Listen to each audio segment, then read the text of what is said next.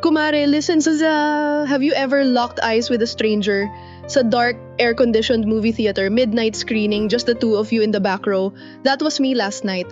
I was alone, craving popcorn and a little peace, when he slid into the seat beside me. Sharp jaw, black shirt, that I know I'm cute vibe. At first, it was just accidental brush of elbows, a slow exchange of silent smiles habang the trailers played.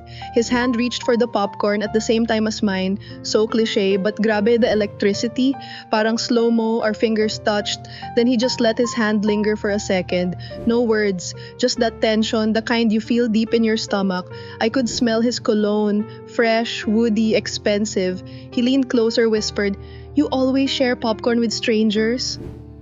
I laughed, barely breathing. The moment stretched, the movie forgotten.